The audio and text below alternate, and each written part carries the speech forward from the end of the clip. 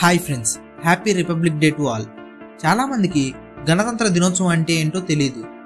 గణతంత్ర దినోత్సవాన్ని జనవరి 26ని ఎందుకు జరుపుకుంటాం?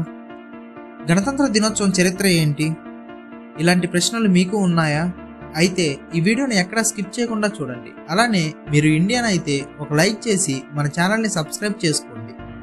గణతంత్ర దినోత్సవం చరిత్ర. భారతదేశం 1947 ఆగస్టు 15న బ్రిటిష్ పాలన నుండి స్వతంత్రం పొందింది. కానీ అప్పటి వరకు మన దేశానికి సొంత రాజ్యాంగం లేకుండానే బ్రిటిష్ చట్టాల ఆధారంగా పరిపాలన కొనసాగింది. దీని ఫలితంగా దేశం కోసం ఒక ప్రత్యేకమైన రాజ్యాంగాన్ని తయారు చేయడం జరిగింది. 1946లో రాజ్యాంగ నిర్మాణ సభ ఏర్పాటైంది. డాక్టర్ బిఆర్ అంబేద్కర్ ఆధ్వర్యంలో రాజ్యాంగ కమిటీ పనిచేసింది.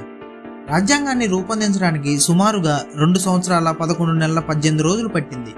1949 నవంబర్ 26న రాజ్యాంగం పూర్తవగా దాన్ని 1950 జనవరి 26న అమల్లోకి తీసుకురావాలని నిర్ణయించబడింది.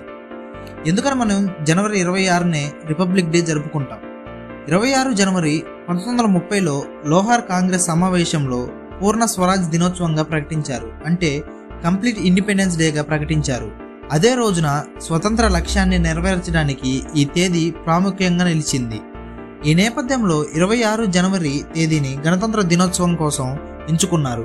ఎందుకంటే అది భారత స్వతంత్ర పోరాటానికి స్ఫూర్తిదారకమైన ఒక తారీఖు. గణతంత్ర దినోత్సవ ప్రాముఖ్యత. 1950 జనవరి 26న రాజ్యాంగం అధికారంలోకి వచ్చింది. ఇది మన దేశ ప్రజలకు స్వయం శాసన స్వతంత్రాన్ని ఇచ్చింది. భారతదేశం ప్రజల కోసం ప్రజలే పాలనకు ఆరంభమైంది. గణతంత్ర దినోత్సవం వేడుకలు. ఢిల్లీ రాజ్పథ్లో జరిగే వేడుకలు ప్రత్యేక ఆకర్షణగా నిలుస్తాయి. ప్రధానమంత్రి, రాష్ట్రపతి జాతీయ జెండాను ఆవిష్కరిస్తారు. భారతదేశం వివిధ రాష్ట్రాల సంప్రదాయాలు, సాంస్కృతిక వైద్యాలను చూపించే ప్రదర్శనలు ఈ సందర్భంలో నిర్వహిస్తారు. భారత ఆర్మీ, నేవీ, ఎయిర్ ఫోర్స్ తమ శక్తి సామర్థ్యాలను ప్రదర్శిస్తాయి.